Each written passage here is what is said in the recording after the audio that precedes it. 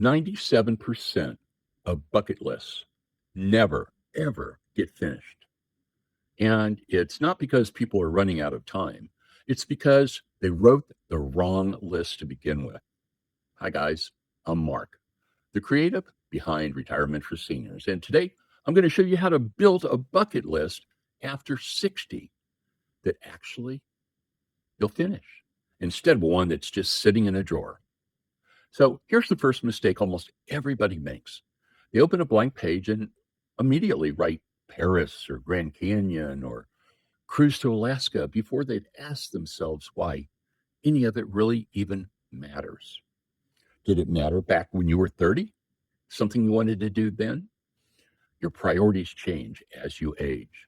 So, therefore, you write a single destination, Paris. Now, ask yourself three questions. When do I feel most like myself? What do I miss that I haven't done in years? And who do I want to spend more time with before anything else? Those answers are your real bucket list. Now, here's something that changes as we get older. And guys, actually, really good news. A Stanford psychologist named Dr. Laura Croft found that once we recognize our time is limited, we naturally get better at choosing what's emotionally meaningful. It's called social emotional selective theory. And guys, it basically means you're wired right now to pick a better bucket list items than you were back when you were 30. So don't fight the instinct, use it. Now, guys, real quick, if you're getting value from this, please do me a favor, drop a like. It helps more people find this video and it helps grow our community. Now, let's jump back. Now, let's talk about how to actually build the list instead of just thinking about it. There's a writer named Marie Olson. You can look her up on the net.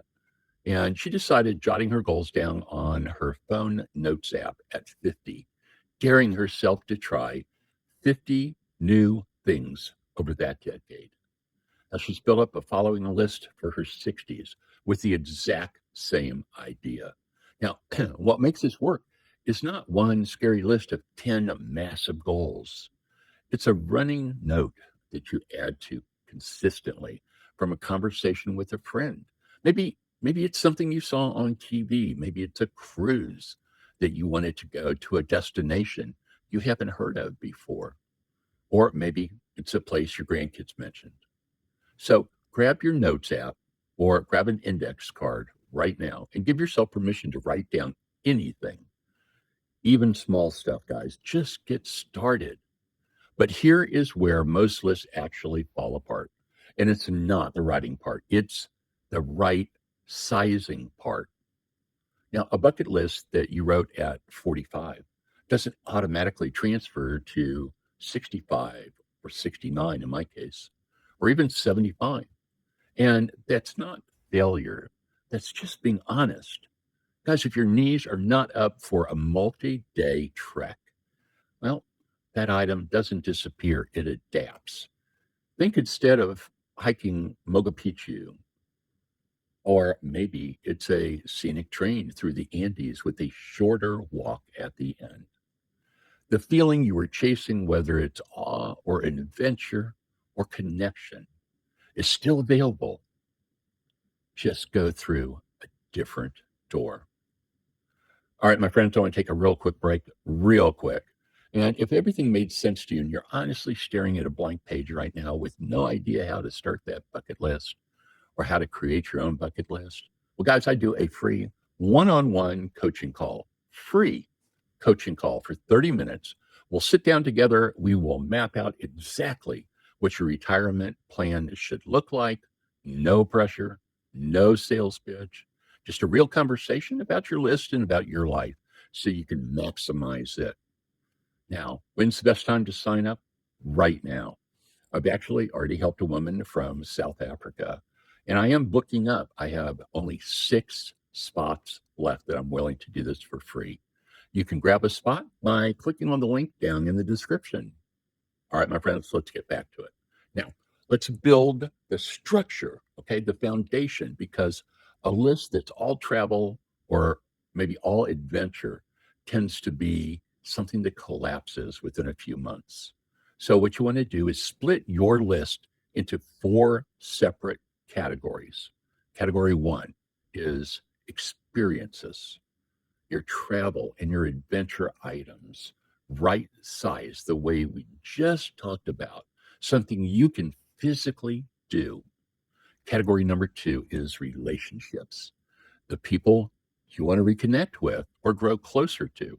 Maybe you want to go to Chicago and visit that old class roommate. Category three is learning a skill, maybe learning a language. Maybe you want to go down to Mexico and learn a little Spanish or Portuguese or French. Okay. Maybe it's an instrument. Just keep your brain working. So important as we age. And category four is contribution. Now, that's volunteering, mentoring, passing something on. Sit down and read to kids when school starts back up. Now, researchers have found that people who study aging keep finding that a sense of purpose is tied to better health outcomes and even longevity, and purpose almost always lives in that fourth category, more than the flashy adventure one you probably thought about when you were 30. So, guys, do me a favor, drop a comment down below with the one thing on your list that you're most looking forward to. Okay. I read absolutely every single comment.